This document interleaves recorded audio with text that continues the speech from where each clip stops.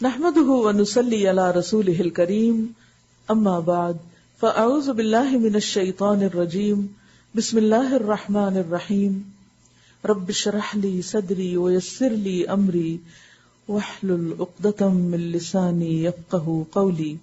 ہم ایک چیز دیکھتے ہیں پھر اس کے آگے کچھ اور نکل آتا ہے، اس سے ایک اور لنک مل جاتا ہے اور وہاں پہنچ جاتے ہیں جہاں جانے کی ضرورت ہی نہیں ہوتی. اور یہ سب بعض اوقات ریسرچ کے نام پر اور بعض اوقات انفارمیشن کے شوق میں کہ یہ بھی تو علم ہے. نبی صلی اللہ علیہ وسلم نے جہاں یہ سکھایا ہے کہ اللہم انی اسألک علما نافعا، وہاں یہ دعا بھی سکھائی ہے اللہم انی اعوذ بک من علم لا ينفع، کہ اللہ مجھے نفع مند علم دے لیکن مجھے وہ علم نہیں چاہیے کہ جو بیکار ہے، بے فائدہ ہے. اور اس میں جو چیز ہمیں روک سکتی ہے اللہ کے تقوی کے علاوہ وہ پرپز آف لائف ہے، کہ ہماری زندگی میں سب سے اہم چیز کیا ہے. جب آپ اہم کی طرف جاتے ہیں تو غیر اہم چھوٹنے لگتے ہیں، لیکن جب اہم نہیں ہوتا، کوئی ٹارگٹ آپ کے دن کا کوئی پلان نہیں اور کوئی ٹارگٹ نہیں کہ آپ نے کرنا کیا آج، اور آپ کی زندگی میں سب سے اہم ترین چیز کون سی ہے جو آپ کے مرنے کے بعد لوگوں کو فائدہ دے گی، آپ کے لیے صدقہ جاریہ بنے گی، اور اسی طرح آخرت میں آپ کو خود بہت بڑا فائدہ دے گی. تو اگر انسان فائدہ مند چیز کا حریص ہو جائے تو انشاءاللہ بیکار چیزیں اس کا پھر ٹیسٹ بھی نہیں رہتا. مثلاً آپ دیکھیے کہ کھانے کی میز پر اگر 10 ڈشز بھی پڑی ہیں تو آپ کون سی پہلے اٹھائیں گے؟ جو آپ کی پسند کی ہے، اور باقی کی طرف ہو سکتا ہے کہ آپ دیکھنا بھی گوارا نہ کریں. تو بالکل اسی طرح انسان لذیذ کھانے کی طرف دوڑتا ہے یا اس کو پریفر کرتا ہے باقی سب پر. اسی طرح جس انسان کی زندگی میں کوئی واضح مقصد ہوتا ہے، ایک تو نا مقصد یہ مقصد وہ، واضح مقصد ہوتا ہے کہ اللہ نے مجھے کون سی ایسی صلاحیت دی ہے جو دوسروں کے پاس نہیں، وہ کون سا ایسا کام ہے جو میں کر سکتی ہوں اور نہیں کر سکتے. نتیجہ کیا ہوگا کہ وہ بھی اسی چیز کی طرف دوڑے گا اور باقی ساری چیزیں اس کے لیے ٹیسٹ لیس ہو جائیں گی، خواہ وہ دنیا کی نظر میں کتنی بھی اٹریکٹیو کیوں نہ ہو. اور حقیقت یہ ہے کہ جب انسان کو علم کی لذت اور علم کے ساتھ علم پر عمل کا شوق اور پھر اس کو آگے پہنچانے کا اور پھر اس سے جو روشنی خود ملتی ہے دوسروں کو پہنچا کر جو روشنی محسوس ہوتی ہے، ایک تو یہ ہوتی ہے نا کہ روشنی جو آپ کو ملی ہوئی ہے آپ کے لیے، اور ایک یہ کہ آپ نے بہت سی اور کینڈل روشن کر دی تو پورا انوائرنمنٹ روشن ہو گیا. اس سے جو دلوں کا سرور اور ٹھنڈک اور ایک نور اندر آتا ہے وہ انسان کو باقی ساری چیزوں سے پھر بے نیاز کر دیتا ہے. تو ہم میں سے ہر شخص کو لازمی طور پر کوئی ایک چیز زندگی میں ایسی اپنے لیے ڈھونڈ لینی چاہیے کہ جس کے گرد ہماری ساری کی ساری صلاحیتیں لگ جائیں. یہی ایک طریقہ ہو سکتا ہے کہ ہم غیر ضروری سے بچیں. کل سورۃ بنی اسرائیل میں ہم نے کچھ احکامات پڑھے اور یہ لگتا ہے کہ جو جیسے پورے قرآن مجید کی تعلیمات کا ایک طرح سے خلاصہ مڈل آف دا قرآن سورۃ بنی اسرائیل میں ہمیں دے دیا گیا کہ کیا کیا کرنے کے کام ہیں اور کون سی چیزوں کا ہمیں ہر حال میں خیال رکھنا ہوگا اور کون سی چیزیں نہیں کرنی ہوگی. اگر آپ ان آیات کو دیکھیں تو اس میں لا اور ولا کا لفظ بہت دفعہ آتا ہے کہ یہ نہیں کرنا، یہ نہیں کرنا، یہ نہیں کرنا. شروع میں پہلے امر آتا ہے اور پھر اس کے بعد لا کا لفظ آتا ہے. اس پر کسی نے پریزنٹیشن بھی بنائی ہے. اٹس این انٹرسٹنگ کمپیریزن کہ چند آیات کے اندر کتنی دفعہ کرنے اور نہ کرنے کی باتیں بتائی گئی ہیں. ان میں خاص طور پر جو والدین کے حقوق کے اوپر بات آتی ہے تو کسی نے لکھا ہے کہ دورہ قرآن کے درمیان الحمدللہ بہت کچھ سیکھنے کو ملتا ہے. اللہ تعالیٰ کا لاکھ لاکھ شکر ہے. کل کی آیات میں بوڑھے ماں باپ کے ساتھ حسن سلوک اور ان کے حقوق کے بارے میں پڑھا. آج کا انسان اپنی زندگی میں اتنا مصروف ہے کہ اسے اپنا حق تو یاد رہتا ہے لیکن کئی بار ماں باپ کے حقوق کی طرف کم ہی خیال جاتا ہے. انہی آیات کے متعلق کچھ باتیں آپ سے شیئر کروں گی. ہماری والدہ ماشاءاللہ حیات ہیں. یہ خداوند کریم کی بڑی رحمت اور نعمت ہے کہ ہم سب ماشاءاللہ 8 بہن بھائی ہیں. والد کی وفات کے بعد امی ہم لوگوں کے ساتھ ہیں. کچھ عرصے تک امی سب بہنوں کے گھر 1 یا 2 ہفتہ رہ کر ہم سب کو خدمت کا موقع دیتی، یعنی باری باری باریاں بانٹی ہوئی تھی. لیکن اب وہ ہر روز کمزور سے کمزور ہوتی جا رہی. تو انہوں نے کہا کہ میرے لیے بار بار جگہ بدلنا مشکل ہے. اب میں بڑی بہن کے گھر رہوں گی. دن بھر وہ بہن امی کا خیال رکھتی ہیں. ہر رات ہم بہنوں میں سے کوئی نہ کوئی ان کے پاس رات گزار کر ان کے چھوٹے موٹے کام کر کے، مثلا وضو کرا کے، دوا دے کر، دودھ دے کر، نماز کے بعد بہت ساری دعائیں لے کر گھر آ جاتے ہیں، یعنی فجر کے بعد. اس کار خیر میں الحمدللہ ہم لوگوں کے شوہر حضرات کا بھی بڑا حصہ ہے. الحمدللہ امی کی دعاؤں سے ہم سب کے گھرانے پھل پھول رہے ہیں. دوسری بات، ہمارے بچے دیکھ رہے ہیں کہ ہم لوگ کس طرح اس ذمہ داری کو نبھا رہے ہیں. جو نیکی بھی انسان کرتا ہے وہ پلٹ کر اسی کی طرف آتی ہے. بتانے کا مقصد یہ ہے کہ جن لوگوں کو اللہ تعالیٰ بزرگوں کی خدمت کرنے کا موقع دے وہ اس موقع سے بھرپور فائدہ اٹھا لیں، کیونکہ یہ موقع بار بار نہیں آتے اور آخرت سنوارنے کا ایک بہترین طریقہ ہے. اس میں آپ دیکھیے کہ جب نبی صلی اللہ علیہ وسلم نے ایک دفعہ جبریل کی دعا پہ آمین کہا تھا تو ان میں سے ایک دعا تھی کہ جو شخص رمضان کا مہینہ پائے اور پھر اپنی بخشش نہ کرا سکے اس پر سب کی لعنت. اور انہی میں سے ایک دعا تھی کہ جو اپنے والدین میں سے دونوں یا کسی ایک کو بڑھاپے کی حالت میں پائے اور پھر ان کی خدمت کر کے جنت نہ کمائے تو اس پر بھی سب کی لعنت. تو آپ نے اس پر آمین کہا تھا. حقیقت یہ ہے کہ والدین کا اتنا حق ہے کہ ان کے لیے کچھ بھی کر لیا جائے تو ہم حق ادا نہیں کر سکتے. ہم خواتین تو ویسے ایک لمیٹڈ ٹائم کے لیے پیرنٹس کے ساتھ ہوتی ہیں، پھر اس کے بعد اپنے گھروں کی مصروفیات ایسی ہوتی ہیں اور ایسی ذمہ داریاں آ پڑتی ہیں کہ وہ کر بھی نہیں سکتے جو کرنا چاہیے. لیکن اگر کبھی بھی کسی کو کسی موقع پر کچھ بھی کرنے کا موقع ہو تو اسے وہ سعادت سمجھ کے کرے، نہ کہ بوجھ سمجھ کے. یعنی کہنے کا مقصد یہ ہے کہ جس کو اللہ اس کام کے لیے چن لے. مثلا بعض اوقات بوڑھے والدین کی ذمہ داری آ جاتی ہے تو انسان گھبراتا ہے کہ میری ساری آزادی ریسٹرکٹ ہوگی اور میری موومنٹ کم ہو گئی کیونکہ میں اب ان کے ساتھ بن گیا ہوں، کیونکہ بڑھاپے میں ظاہر ہے ان کو زیادہ توجہ چاہیے ہوتی تو بعض اوقات اکیلے بھی نہیں چھوڑ سکتے. تو اس کو کبھی بھی ایسا کوئی موقع ہے تو اس کو سعادت سمجھیے اور جو لمحے ملے ان کو اللہ کی طرف سے نیکی کمانے کا ایک موقع سمجھیے، کیونکہ وقت تو ویسے بھی گزر ہی جانا ہے. چاہے آپ اس کو خوشی سے گزاریں یا آپ تکلیف سے گزاریں، مصیبت سمجھ کے گزاریں یا اللہ کا احسان سمجھ کے گزاریں، تو جو بھی اللہ تعالیٰ دے موقع اس کو اپنی سعادت سمجھیں. کیونکہ والدین کچھ بھی ہم کریں تو ان کا حق ادا نہیں ہو سکتا. ایک شخص نے اپنی بوڑھی والدہ کو اپنے کندھوں پہ اٹھا کے حج کرانا چاہا تو پوچھا کہ کیا میں نے والدہ کا حق ادا کر دیا؟ آپ نے فرمایا کہ ایک رات کا بھی حق ادا نہیں ہو جو تمہارے لیے جاگی تھی. کیونکہ انسان کے لیے اپنی نیند قربان کرنا، آرام اور سکون کوئی آسان کام نہیں ہے. اور بظاہر دیکھنے میں ٹھیک ہے ایک رات تو کوئی کسی کے لیے جاگ ہی لیتا ہے جس طرح ماں بچے کے لیے جاگتی ہے، لیکن اصل بات یہ ہے کہ وہ جس طرح سیلف لیسلی جاگتی ہے بغیر کسی توقع اور احسان جتائے، یہ اس کے اس عمل کو اور زیادہ ویلیوبل بنا دیتا ہے. ہم اگر کسی کے لیے ایک رات جاگ بھی لیں تو آپ دیکھیے کہ زندگی میں 10 دفعہ اس کو مینشن کریں گے، بار بار جتائیں گے کہ ہم فلاں موقع پر، وہ بھولیں گے نہیں ساری زندگی کہ فلاں کی خدمت میں، فلاں کی مدد میں ہم فلاں رات جاگے تھے. اور اگر والدین کے لیے بھی کبھی جاگنا پڑے تو معلوم نہیں کتنا اس کے بعد اس کو جتائیں. لیکن ماں کتنے عرصے تک بچہ اس پہ ڈیپینڈنٹ رہتا ہے، وہ جتاتی نہیں اور جو کچھ کرتی خوشی کے ساتھ کرتی، محبت کے ساتھ کرتی. تکلیف میں بھی ہوتی ہے تو محبت کا پہلو غالب ہوتا ہے. تو کسی بھی کام میں خواہ وہ آسان ہو یا مشکل، جب محبت کا پہلو غالب ہوتا ہے، اخلاص آ جاتا ہے تو وہ چھوٹا سا عمل بھی بہت قیمتی اور بہت ویلیوبل ہو جاتا ہے، اس کا اجر و ثواب کئی گنا بڑھ جاتا ہے. ایک اور بہت اہم ہدایت جو کل ہی کی آیات میں تھی، کل ہی کی نہیں آیات میں سورۃ بنی اسرائیل میں تھی، وہ تھا کہ وَقُلْ لِعِبَادِي يَقُولُوا الَّتِي هِيَ أَحْسَنُ إِنَّ الشَّيْطَانَ يَنزَغُ بَيْنَكُمْ. کیا میرے بندوں سے کہہ دیجئے کہ بات اچھے طریقے سے کیا کریں، کیونکہ شیطان بندوں کے درمیان کیا کرتا ہے؟ جھگڑے پیدا کر دیتا ہے، ان کے درمیان وسوسے ڈال دیتا ہے، اختلافات پیدا کرتا ہے، ان کے تعلقات خراب کر دیتا ہے. تو یہ پہلو بھی بہت قابل غور ہے، کیونکہ والدین کے ساتھ جب ہم اچھا سلوک کرتے ہیں تو وہ صرف والدین کو فائدہ ہوتا ہے، لیکن جب ہم اپنی زبان کو اچھا بناتے ہیں تو اس کا فائدہ ہمارے آس پاس کی ساری چیزیں اٹھاتی ہیں، ہمارا پورا ماحول اس سے اچھا یا برا ہوتا ہے. تو اس لیے تقویٰ کا تقاضا یہ ہے کہ ہم جس طرح قدم احتیاط سے اٹھاتے کہ کہیں گر نہ پڑے، اسی طرح ہم سب کو کیا لازم ہے کہ زبان بھی اسی وقت کھولیں اور احتیاط کے ساتھ کھولیں کہ جس سے کم گریں اور کم سے کم نقصان اٹھائیں، خود بھی اور دوسرے بھی. لہذا جب تک کوئی واقعی کام کی بات نہ ہو اس وقت تک زیادہ باتوں سے پرہیز کریں.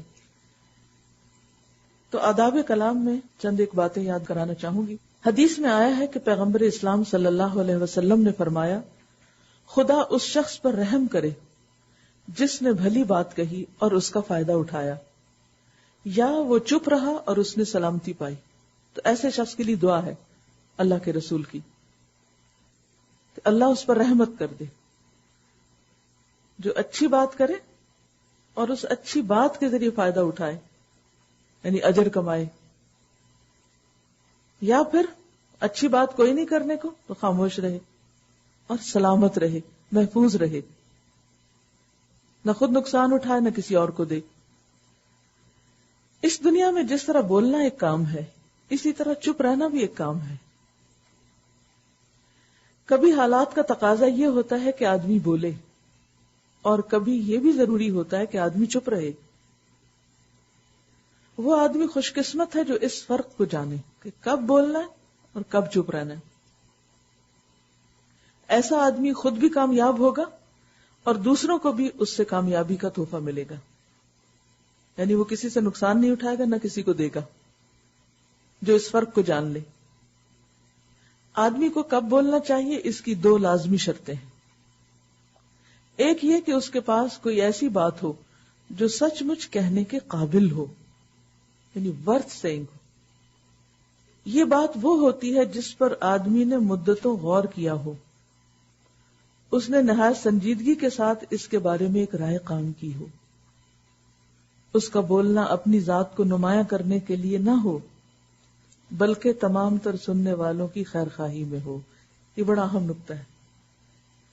یعنی کسی بھی مجلس میں جب آپ بولنے لگے تو یہ سوچ کے نہ بولیں کہ میں یہاں بات کروں گا تو آج میرا روب قائم ہو جائے گا اور میری قدر و قیمت بڑھ جائے گی، بلکہ اس لیے بولیں کہ اس میں سننے والوں کے لیے بھلائی ہے۔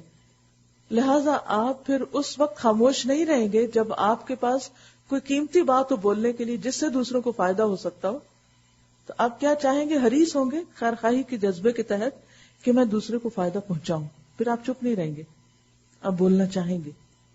لیکن اگر آپ یہ سمجھتے ہیں کہ جو کچھ میں کہنے والا ہوں اس سے کسی کو فائدہ نہیں ہوگا، تو پھر آپ بلا وجہ دوسروں کے لیے گرانی کا باعث نہیں بنیں گے، کیونکہ بیکار باتوں سے دوسروں کی سمع خراشی ہوتی ہے۔ لفظ سمع خراشی معلوم ہے کیا ہے؟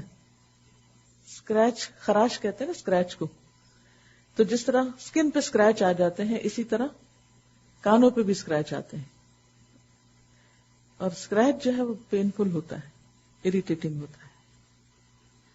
تو بعض باتیں اتنی اریٹیٹنگ ہوتی ہیں اور بعض چیزیں اتنی بیکار ہوتی ہیں کہ جن کے کہنے کی ضرورت نہیں ہوتی، تو ہم اپنے فرشتوں کو بھی تکاتے رہتے ہیں اور اس کے ساتھ ساتھ دوسروں کو بھی پریشان کرتے ہیں۔ اس کا یہ مطلب نہیں کہ انسان بس سنجیدہ ہو کے کسی سے کوئی بات ہی نہ کرے، لیکن یہ ہے کہ وہ کرے جس سے دوسرے کو فائدہ ہو، اور وہاں چپ رہے جہاں دوسروں کی بات سے اس کو فائدہ ہو، یعنی دوسروں کو بھی بولنے دے۔ اچھا اسپیکر وہی ہو سکتا ہے، اور صرف وہی جو اچھا لسنر بھی ہو۔ اچھا اسپیکر بننے کے لیے کئی ٹپس دی جاتی ہیں نا، کئی طرح کی اس میں ٹریننگز ہوتی ہیں، اس کی بہت کچھ سکھایا جاتا ہے کہ اچھا اسپیکر کیسا۔ تو ساری توجہ اور زور کس پہ ہوتا ہے کہ کیسے بولیں، کہاں سے بولیں، کتنا بولیں، لیکن یہ نہیں سکھایا جاتا کہ دوسروں کی سنیں بھی۔ دوسروں کی سننے میں کیا فائدہ ہوتا ہے کہ اس سے انسان کو دوسروں کے مزاج سمجھ میں آتے ہیں، ان کی نفسیات سمجھ میں آتی ہے۔ جب تک انسان دوسروں کو سمجھتا نہیں، ان کے فائدے کی بات کر بھی نہیں سکتا، اور اگر ادھر ادھر سے سنی سنائی باتیں کرے گا بھی تو وہ ان کے دل پہ نہیں اتریں گی، فٹ نہیں بیٹھیں گی، ان کو فائدہ نہیں دیں گی، اور وہ ان کے لیے بوجھ بن جائیں گی، لہذا وہ آپ سے بھاگنا چاہیں گے۔ تو تعلقات کی خرابی میں ایک بہت بڑی وجہ بیکار باتیں کرنا اور کسی کی نہ سننا، صرف سناتے چلے جانا۔ جب کبھی آپ بول رہے ہوں تو ضرور سوچے رک کر کہ میں نے کتنا بولا اور میں نے سنا کتنا، کتنا بولا کتنا سنا۔ اور اگر یہ دو پلڑے ہیں نا، ہر وقت ایک میزان قائم کرنی چاہیے، ہر کام کے کرتے وقت کتنا بولا کتنا سنا۔ اب جب آپ کے بولنے کا بولنا زیادہ ہو جائے اور سننا کم ہو جائے تو بیلنس بگڑ گیا. جب یہ بیلنس بگڑے گا تو تعلقات بھی بگڑیں گے. تو اگر آپ چاہتے ہیں کہ تعلقات درست ہوں تو پھر بولنے کے ساتھ سننے والے بھی بنے. تاہم بولنے والے کے لیے صرف یہی بات کافی نہیں کہ آدمی کے پاس ایک صحیح بات ہے. اسی کے ساتھ آدمی کے لیے ضروری ہے کہ آدمی بے لاگ جائزے کے تحت یہ دیکھے کہ اس کا بولنا نتیجے کے اعتبار سے کیا ہوگا. بعض اوقات بات آپ کی بالکل درست ہوتی لیکن اس کا انجام اچھا نہیں ہوتا, یا اس موقع پر وہ نہیں بولنی چاہیے کیونکہ وہاں سوٹیبل نہیں. مثلا آپ دیکھیے, آپ کسی فارمیسی میں جاتے ہیں یا کوئی کتاب پڑھتے ہیں دوائیوں کی, تو آپ کو لگتا ہے ہر دوائی فائدہ مند ہے یا نہیں, لیکن وہ کیا ہر ایک کے لیے بنی کہ آپ کہیں کہ کیا پتا اس میں کوئی ایسا ہی فائدہ ہو جو میری پتہ نہیں کون سی بیماری اس سے ٹھیک ہو جائے, لہٰذا یہ بھی کھا لو یہ بھی کھا لو یہ بھی. ایسا نہیں کرتے آپ. یا اگر آپ ریکمینڈ کر رہے ہیں, ڈاکٹر ہیں یا پرسکرائب کر رہے ہیں, تو آپ ہر ایک کو ایک ہی چیز نہیں دیتے چلے جاتے, اس کی ضرورت کے مطابق دیتے ہیں. بالکل ہمارا بھی معاملہ لوگوں کے ساتھ ایسا ہی ہونا چاہیے کہ لوگوں کی ضرورت کے مطابق, ان کے فائدے کے مطابق ان کو چیز دیں جس سے ان کو شفا حاصل ہو, نہ کہ وہ الٹے بیمار پڑ جائیں.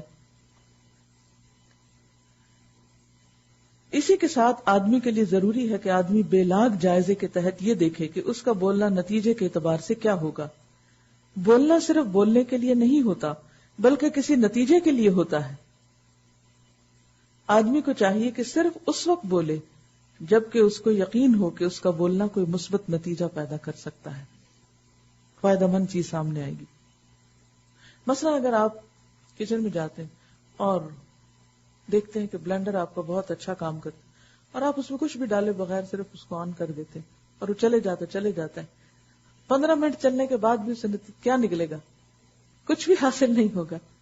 اسی طرح اگر ہم ہولو باتیں کرتے رہیں کہ بغیر سوچے سمجھے اور سنے کہ ضرورت کس چیز کی اور کس کی نہیں, آپ نے اپنے بلینڈر کا بٹن آن کر رکھا ہے جس سے پھر دیکھتے ہیں کہ جب لوگ نہیں سنتے پھر آپ خود ہی جل جاتے ہیں. میں نے اتنی باتیں کہی, مجھے کوئی صحیح ریسپانس نہیں ملا. تو اس سے بھی پرہیز کرنا چاہیے. جب تک آپ دیکھیں کہ میں جو کچھ کر رہا ہوں اس کا آؤٹ کم کیا ہوگا, اس کے بعد کیا ہوگا, کیونکہ ہر گفتگو یا اس کا مثبت نتیجہ ہوتا ہے یا منفی ہوتا ہے. مثلا آپ نے کچھ لکھا, لکھنے کے بعد ایک دفعہ ضرور پڑھ لیں کہ جو میں نے لکھا ہے کیا اس کے نتیجے میں وہ مقصد حاصل ہوگا جس کے لیے میں کچھ لکھ رہا ہوں, یا جو بول رہا ہوں اس کے نتیجے میں وہ چیز ملے گی جس کے لیے میں بول رہا ہوں, اور اگر وہ نہیں مل رہی تو یہ اتنی مشقت کس لیے. جب آدمی کے پاس بولنے کے لیے کوئی بہت سوچی سمجھی بات نہ ہو یا حالات بتاتے ہوں کہ اس کا بولنا کوئی مثبت نتیجہ پیدا کرنے کا سبب نہیں بنے گا, تو ایسی حالت میں آدمی کے اوپر ضروری ہو جاتا ہے کہ وہ چپ رہے. ایسے موقع پر اس کا چپ رہنا ہی اس کے لیے باعث خیر ہے, نہ کہ بولنا. اس دنیا میں خدا کی مدد اس کو ملتی ہے جو دنیا میں قائم کیے ہوئے خدائی قانون کی پابندی کرے. یہ دنیا خدا کے مقرر قوانین پر چل رہی ہے, یہ قوانین کبھی نہیں بدلتے. انسان کی کامیابی یہ ہے کہ وہ قانون فطرت سے ٹکرانے کی بجائے اس سے ہم آہنگی کا طریقہ اختیار کرے, یعنی نیچر سے سبق سیکھے, اپنے آس پاس سے سیکھے. کس قدر ناز ہے طاقت گفتار پر انسانوں کو, بات کرنے کا سلیقہ نہیں نادانوں کو. یعنی قوت بیان پہ تو انسان کو بہت فخر ہے, لیکن یہ بیان اگر سلیقے سے خالی ہو تو پھر نادانی ہے. بولنے سے پہلے 3 چیزوں کا خیال رکھیں. نمبر 1 کہ وہ سچ ہے. نمبر 2 یہ کہ وہ سچ کوئی اچھی چیز ہے, کوئی فائدہ مند چیز ہے, کیونکہ سچ کی تو بہت چیزیں سچ ہوتی ہیں, لیکن ضروری نہیں کہ ہر سچ کو بولا ہی جائے. اور نمبر 3 یہ کہ جب میں اس کو بولنے لگی ہوں تو کیا اس کا مجھے فائدہ ہوگا یا کسی اور کو ہوگا. یعنی فائدہ مند بھی ہو, سچی بھی ہو اور فائدہ مند بھی ہو, اور پھر ورت ہو کہنے کے. چلیے حضرت موسیٰ علیہ السلام کا واقعہ, سورۃ الکہف آیت 60 سے. اعوذ باللہ من الشیطان الرجیم, بسم اللہ الرحمن الرحیم. وَإِذْ قَالَ مُوسَىٰ لِفَتَاهُ لَا أَبْرَحُ حَتَّىٰ أَبْلُغَ مَجْمَعَ الْبَحْرَيْنِ أَوْ أَمْضِيَ حُقُبًا. ذرا ان کو وہ قصہ سناؤ جو موسیٰ علیہ السلام کو پیش آیا تھا جبکہ موسیٰ علیہ السلام نے اپنے خادم سے کہا تھا کہ میں اپنا سفر ختم نہ کروں گا جب تک کہ دونوں دریاؤں کے سنگم پر نہ پہنچ جاؤں. موسیٰ علیہ السلام ایک بار سپیچ دے رہے تھے کہ کسی نے سوال کیا. سوال کیا تھا کہ کیا آپ کسی ایسے شخص کو جانتے ہیں جو آپ سے زیادہ علم رکھتے ہوں؟ آپ سے بھی کوئی پوچھ سکتا ہے. موسیٰ علیہ السلام نے کہا میں تو نہیں جانتا، مجھے نہیں معلوم. اور واقعی ان کو نہیں پتا ہوگا. تب اللہ تعالیٰ نے ان کو وحی بھیجی کہ ہمارا ایک بندہ ہے خضر جو تجھ سے زیادہ علم رکھتا ہے. کیونکہ سورۃ یوسف میں ہم نے پڑھا وَفَوْقَ كُلِّ ذِي عِلْمٍ عَلِيمٍ، ہر علم والے کے اوپر ایک اور علم والا ہوتا ہے جو اس سے زیادہ جانتا ہوتا ہے. اور سب سے بڑھ کر علم تو پھر اللہ ہی کا ہے. تو اللہ تعالیٰ کو چونکہ یہ بات پسند نہ آئی اور وحی کے ذریعے انہیں اطلاع کی کہ ہمارا ایک بندہ خضر جو تجھ سے بھی بڑا عالم ہے. موسیٰ علیہ السلام نے پوچھا یا اللہ اس سے میری ملاقات کیسے ہو سکتی ہے؟ یعنی آپ دیکھیے کہ جب یہ پتا چلا کہ زیادہ جانتا ہے تو فوراً ان کو خیال ہے کہ میں اس سے مل کر کیسے سیکھوں. اگر ہم ہوتے کہتے ہیں ٹھیک ہے اچھی بات ہے، یہ تھوڑے جیلس ہو جاتے اچھا کوئی ہم سے بھی آگے نکل گیا.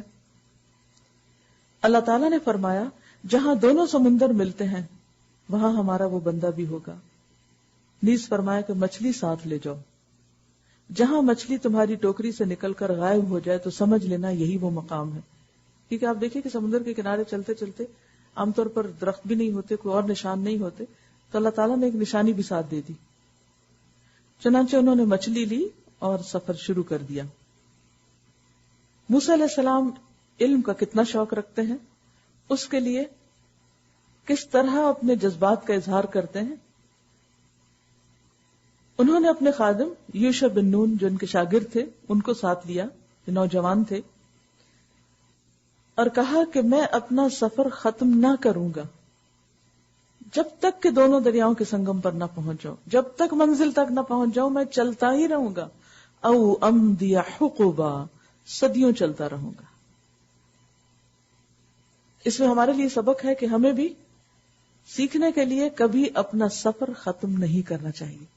کبھی یہ نہیں سوچنا چاہیے کہ میں سب کچھ سیکھ چکا اب اور سیکھنے کی کیا ضرورت ہے.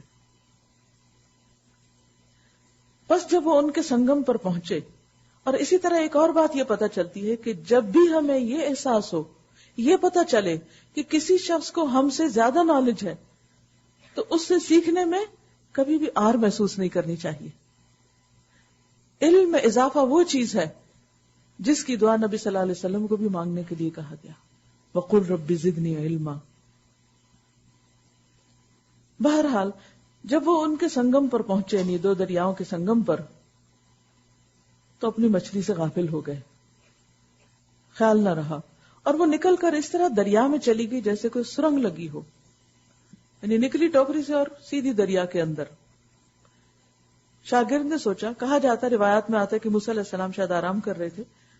شاگرد نے سوچا کہ ابھی اٹھتے ہیں تو میں ان کو بتاتا ہوں، لیکن بھول گئے، تو آگے چلنے لگے. اٹھ کر آگے جا کر موسیٰ علیہ السلام نے اپنے خادم سے کہا لاؤ ہمارا ناشتہ، آج کے سفر میں تو ہم بری طرح تھک گئے ہیں. کیونکہ ہیومن بینگ تھے، کبھی انسان اپنی تھکاوٹ کا اظہار کر دے تو کوئی برا نہیں. خادم نے کہا آپ نے دیکھا یہ کیا ہوا؟ جب ہم اس چٹان کے پاس ٹھہرے ہوئے تھے اس وقت مجھے مچھلی کا خیال نہ رہا، اور شیطان نے مجھ کو ایسا غافل کر دیا کہ میں اس کا ذکر کرنا آپ سے بھول گیا. مچھلی تو عجیب طریقے سے نکل کر دریا میں چلی گئی. موسیٰ علیہ السلام نے کہا اسی کی تو ہمیں تلاش تھی، وہی تو ہماری منزل تھی. چنانچہ وہ دونوں اپنے نقش قدم پر پھر واپس ہوئے. کسی بھی جگہ آپ جا رہے ہو، آگے جا کے واپس آنا ایسا لگتا ہے جیسے سفر دگنا ہو گیا، لیکن پھر وہ چونکہ علم کا شوق تھا تو انہیں یہ سفر اپنے اوپر، اگرچہ وہ تھک چکے تھے لیکن ان کا جذبہ کم نہیں ہوا تھا، اور ان کا چلنے کا جو عزم تھا اس میں کمی نہیں آئی. واپس آئے. وہاں انہوں نے ہمارے بندوں میں سے ایک بندے کو پایا، یعنی خضر علیہ السلام، جسے ہم نے اپنی رحمت سے نوازا تھا اور اپنی طرف سے ایک خاص علم عطا کیا تھا جو سب کے پاس نہیں ہوتا، مگر یہ کہ اللہ کسی کو دینا چاہے. موسیٰ علیہ السلام نے کہا قال له موسى هل اتبعك على ان تعلمني مما علمت رشدا، کیا میں آپ کے ساتھ رہ سکتا ہوں تاکہ آپ مجھے بھی اس دانش کی تعلیم دے جو آپ کو سکھائی گئی، جو خاص علم اللہ نے آپ کو دیا، کیا آپ مجھے سکھائیں گے؟ اس نے جواب دیا انک لن تستطیع معی صبرا، آپ میرے ساتھ صبر نہیں کر سکتے، کیونکہ علم حاصل کرنے کے لیے بہت زیادہ صبر چاہیے ہوتا ہے، اور جس چیز کی آپ کو خبر نہ ہو آخر آپ اس پر صبر کر بھی کیسے سکتے ہیں؟ موسیٰ علیہ السلام نے کہا انشاءاللہ آپ مجھے صابر پائیں گے اور میں کسی معاملے میں آپ کی نافرمانی نہ کروں گا۔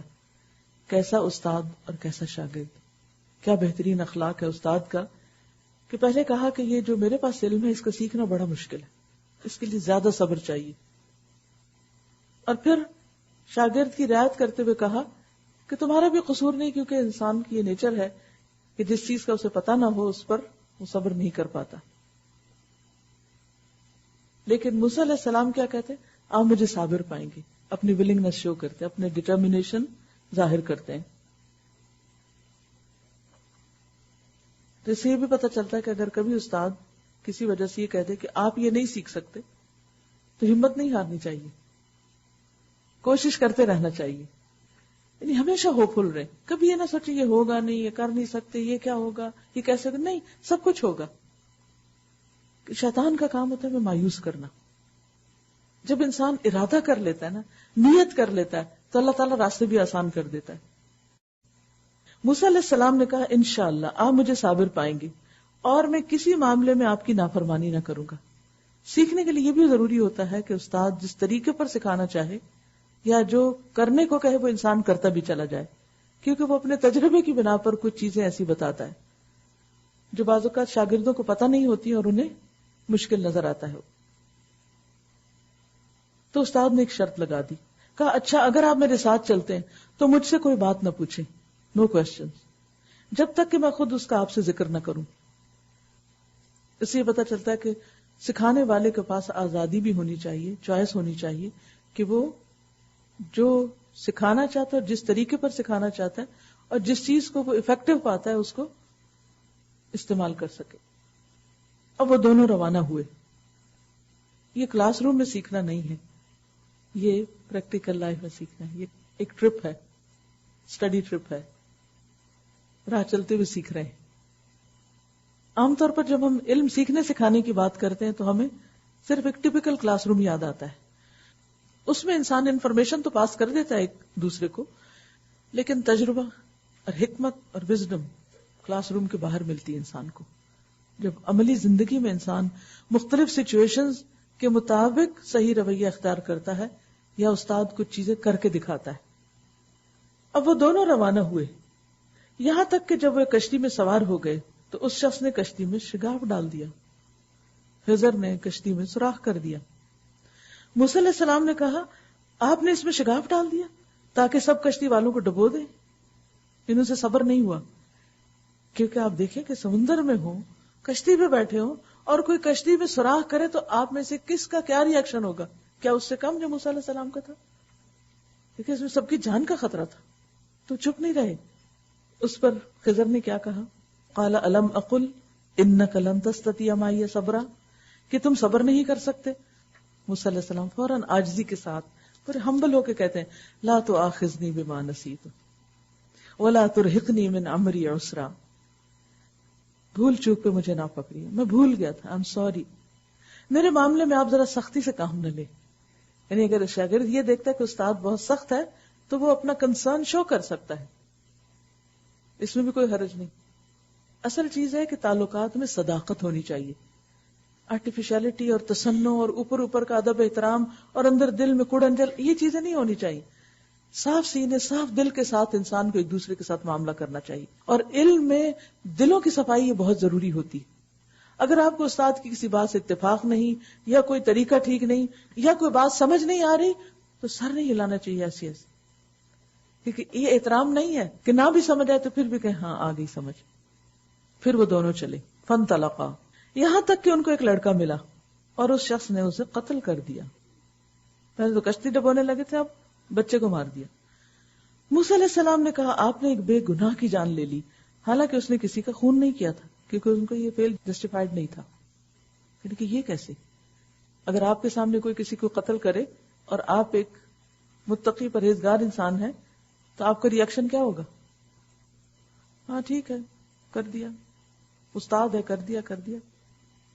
نہیں، کسی کے استاد ہونے سے کوئی کام جو خلاف شریعت ہو اور وہ کر رہا ہو یا اس کو ریکمینڈ کر رہا ہو تو آپ اس پر آرام سے نہیں بیٹھ سکتے، چاہے والدین ہو، چاہے استاد ہو، چاہے کوئی بھی بزرگ ہو.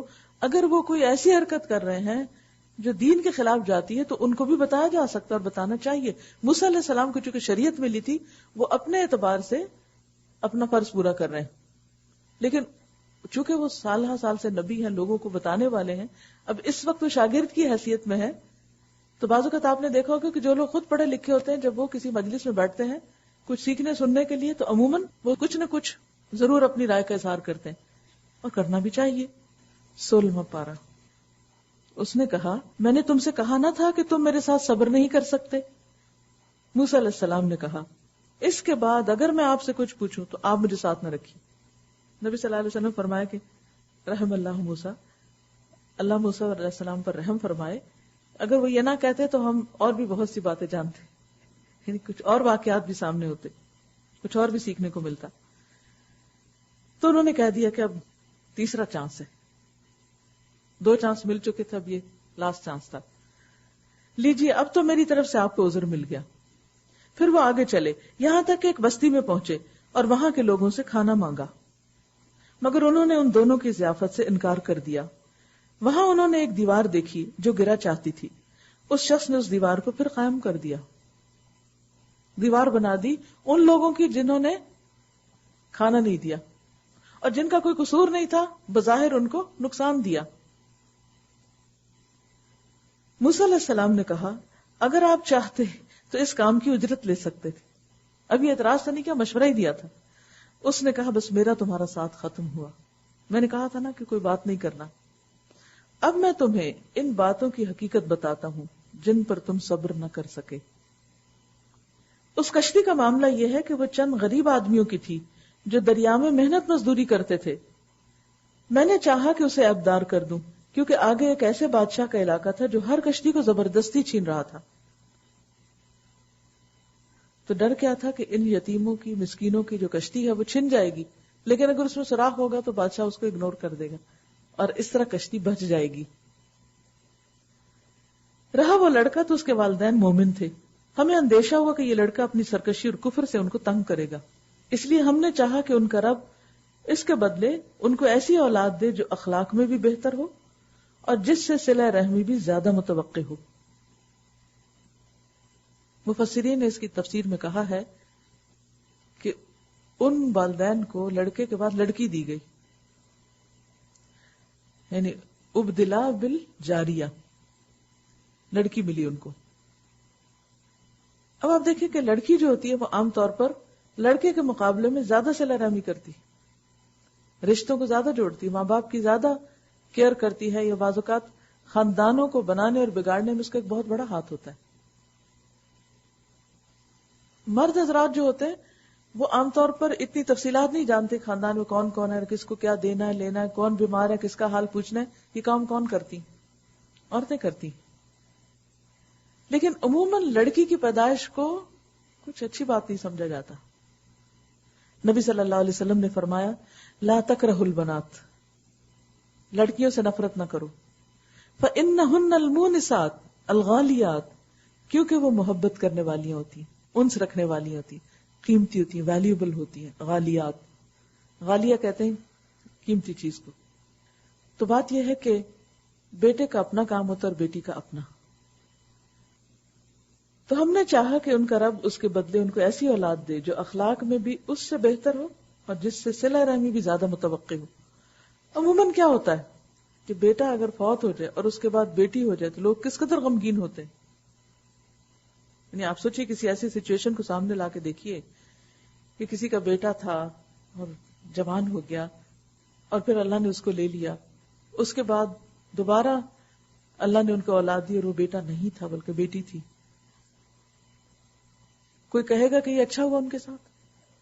ہر ایک ان پہ ترس کھائے گا، ہائے بیچارے بیٹا چلا گیا اور اب پیدا بھی ہوئی تو بیٹی ہوئی. یا کسی کے اگر 2 بیٹیاں اور وہ توقع لگائے ہوئے کہ اب بیٹا ہوگا تو تیسری پھر بیٹی ہو جائے، تو ہارٹ بریکنگ نیوز کہ بڑا ہی ظلم ہو گیا. عموماً گھروں کے اندر ایک مردنی سی افسردگی سی چھا جاتی، لیکن یہ نہیں معلوم ہوتا کہ وہ بیٹی بیٹے کے مقابلے میں کتنی خیر و برکت کا باعث ہو سکتی اور آپ کے لیے کتنی کیئرنگ اور آپ کے لیے کتنا بڑا صدقہ جاریہ ہو سکتی. تو بہرحال یہ جتنے بھی واقعات ہوئے ان سب کے پیچھے ایک حکمت تھی. اور اس دیوار کا معاملہ یہ ہے کہ یہ 2 یتیم لڑکوں کی ہے جو اس شہر میں رہتے ہیں. اس دیوار کے نیچے ان بچوں کے لیے خزانہ مدفون ہے. اور ان کا باپ ایک نیک آدمی تھا، وہ خود فوت ہو چکا ہے، خود فوت ہو گیا، بچے یتیم تھے، خزانہ باپ نے چھوڑا ان کے لیے. اب دیوار گرنے لگی تھی تو خزانہ بھی ایکسپوز ہو جاتا اور بچے ابھی بڑے نہیں تھے تو اس کو سنبھال نہیں سکتے تھے، حفاظت نہیں کر سکتے تھے. اس لیے تمہارے رب نے چاہا کہ یہ دونوں بچے بالغ ہوں اور اپنا خزانہ نکال لیں. یہ تمہارے رب کی رحمت کی بنا پر کیا گیا ہے، میں نے کچھ اپنے اختیار سے نہیں کر دیا. یہ ہے حقیقت ان باتوں کی جن پر تم صبر نہ کر سکے. اس پورے قصے میں بہت کچھ ہے، لیکن اگر آج ہم اپنے لیے صرف صبر کا لفظ لے لیں اور صبر کا طریقہ سوچ لیں کہ کیسے صبر کیا جاتا ہے ان باتوں پر جو ہماری مرضی کے خلاف واقع ہوں، وہ چیزیں جو ہمیں سخت ناگوار ہوں، ہم کچھ پلان کریں اور ہو کچھ اور جائے، ہم اپنے لیے کچھ چاہیں اور ملے کچھ اور. عموماً صبر کب ہوتا ہے؟ صبر کیوں نہیں ہوتا؟ وہی جو خضر علیہ السلام نے بتا دیا کہ جن باتوں کی حقیقت تم نہیں جانتے کہ یہ کیوں ہوئی. بہت سے واقعات ہماری زندگی میں ایسے ہوتے ہیں جو ہمارے لیے بہت تکلیف دہ ہوتے ہیں، کیونکہ ہمیں پتہ نہیں ہوتا کہ اس کے پیچھے حکمت کیا ہے. جبکہ خضر علیہ السلام آخر میں آ کے کیا فرما رہے ہیں؟ یہ تمہارے رب کی رحمت کی بنا پر کیا گیا ہے، رحمت من ربک وما فعلتہ عن امری. یہ سب کچھ میں نے اپنی مرضی سے نہیں کیا، اللہ کا امر تھا، اذن تھا، اس وجہ سے اس نے مجھے حکم دیا کہ میں ایسا کروں اور میں نے کیا. اس کائنات میں ہر طرف اللہ کے فرشتے گھوم پھر رہے ہیں اور اللہ کے حکم سے وہ بہت سے معاملات کی تدبیر کر رہے ہیں. کہیں کوئی چیز سامنے آتی، کہیں کوئی چیز فائدہ مند نظر آتی ہے ہمیں، کہیں کوئی چیز نقصان دہ نظر آتی ہے. پیچھے بھی ہم نے پڑھا کہ عسیٰ ان تکرہوا شیئا ویجعل اللہ فیہ خیرا کثیرا. ہو سکتا ہے ایک چیز تمہیں سخت ناگوار ہو، ناپسند ہو، اپنے لیے ایک آفت مصیبت اور بوجھ نظر آ رہی ہو، لیکن اللہ اسی میں تمہارے لیے بہت بڑی خیر کر دے. بعض اوقات کسی انسان کا ساتھ، بعض اوقات کسی کوئی کاروبار، کوئی بزنس، کوئی جاب، کسی کا فوت ہو جانا، کسی کا جدا ہو جانا، ان سب چیزوں میں ہمارے اندر ایک دکھ اور تکلیف پیدا ہو جاتی اور اس غم سے ہم مدتوں باہر نہیں نکلتے، ڈپریشن میں چلے جاتے ہیں اور سمجھتے ہیں کہ ہمارے ساتھ بڑی زیادتی ہو گئی اور ساری زندگی یوں ہم اللہ کی نافرمانی اور ناشکری میں گزارتے ہیں کہ ہمارے ساتھ کیوں ایسا ہوا، ایسا کیوں کر دیا گیا. یہ اس وجہ سے ہوتا ہے کہ ہم لا علم ہوتے ہیں، ہمیں نہیں پتا ہوتا کہ ہمارے لیے یہ کیوں کیا گیا. بعض اوقات کوئی چیز ٹوٹ جاتی، بعض اوقات کوئی چیز عیب دار ہو جاتی. مثلا کسی بچی کی شادی ہوئی، شادی برقرار نہ رہی، بچی عیب دار ہو گئی. اب یہ ہے کہ اس کی تو شادی کہیں نہیں ہوگی، اب تو معلوم نہیں ہے کیا قیامت آگے. والدین ہے تو وہ دکھی، بچی ہے تو وہ غم میں، دکھ میں، تکلیف میں. ایسے کتنے ہی موقع ہوتے ہیں کہ جب ہم کسی بھی چیز کے بارے میں سمجھتے ہیں کہ ہمیں لاس ہو گیا، بظاہر اس میں نقصان ہو گیا کیونکہ اس میں کوئی عیب ہو گیا، کوئی اسکریچ آ گیا ہے، کچھ ٹوٹ گیا ہے، کچھ لگ گیا، کوئی دھبا پڑ گیا، کچھ ہمیں نہیں پتا ہوتا کہ اللہ سبحانہ وتعالیٰ اس کے لیے اور کیا خیر و برکت اور بھلائی رکھے ہوئے اپنے خزانوں میں جو ہمیں نظر نہیں آ رہی. اگر ہمیں اپنی تقدیر نظر آ جائے اور اپنی خیر و بھلائی نظر آ جائے اور مشکل حالات کے پیچھے نظر نہ آنے والی آسانی نظر آ جائے تو ہم کسی چیز پر، کسی بھی حادثے پر، کسی بھی تکلیف پر کبھی بھی ناشکری نہ کریں اور صبر سے کام لیں. یہ واقعہ ہم سب کے لیے ایک بہت بڑی مثال ہے کہ کچھ بھی ہو زندگی میں، کچھ بھی، ہمیشہ زبان سے الحمدللہ نکلے. بڑے سے بڑا نقصان اور چھوٹے سے چھوٹا، الحمدللہ، اس میں بھی خیر ہوگی، اس میں بھی کوئی بھلائی ہوگی، اس کے پیچھے بھی کوئی مقصد ہے جو مجھے نظر نہیں آ رہا، اس کی حکمت اللہ کو معلوم ہے. اللہ تعالیٰ ہو سکتا ہے اس سے بہتر مجھے دینا چاہتا ہو. وہ آتا نا کہ بعض چیزیں ایسی ہوتی ہیں جن کو تم پسند کرتے ہو اور وہ تمہارے لیے نقصان دہ ہوتی ہے. سویٹس کھانا کس کو پسند نہیں؟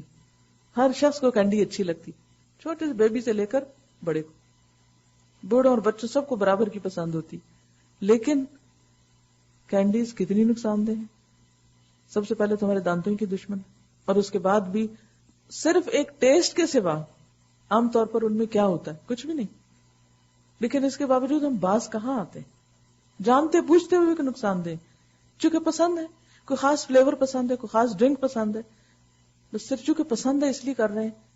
یہ نہیں دیکھتے کہ اس کے پیچھے کیا کیا نقصانات بھی ہو سکتے ہیں. تو صبر صرف وہ کر سکتا ہے جو اللہ کے علم پر یقین رکھتا ہو، جو اللہ کے فیصلوں پر اعتماد کرتا ہو، اطمینان رکھتا ہو، جو تقدیر کو ایکسپٹ کر لے کہ اللہ نے اس شخص کو میرے لیے لکھا تھا، اس کا ساتھ اللہ نے میرے لیے لکھا تھا. کیونکہ بعض اوقات ایسا ہوتا ہے نا کہ آپ کو زندگی میں کسی انسان کے ساتھ واسطہ پڑتا ہے تو آپ کہتے ہیں کہ کہاں سے یہ پلے پڑ گیا. چلیے بیوی کو تو کوئی نکال سکتا ہے، بچے کے لیے کیا کر سکتے ہیں؟ آپ اپنے بچے کو تو اٹھا کے نہیں کہیں پھینک سکتے. لیکن اللہ جانتا ہے کہ اس نے یہ اسپیشل بچہ آپ کو کیوں دیا ہے. اللہ کو پتا ہے، ہمیں نہیں پتا. لہذا جب کبھی دل میں شیطان وسوسہ ڈالنے لگے، پریشان کرنے لگے، دکھی کرنے لگے، تو فوراً کہیں کہ میرا رب زیادہ جانتا ہے اور وہ 70 ماؤں سے بڑھ کے پیار کرنے والا ہے، وہ ضرور مجھے کچھ اس سے سکھانا چاہتا ہے. تو ساری آپ کی توجہ، فوکس، انرجی کس پہ لگ جائے گی؟ اس لیسن پہ، اس سبق پہ جو اس کے پیچھے ہوگی. اسی طرح کوئی فائدے کی چیز ہاتھ سے چلی جائے تو آپ یہ سمجھے کہ وہ میرے لیے فائدہ مند نہ ہوگی.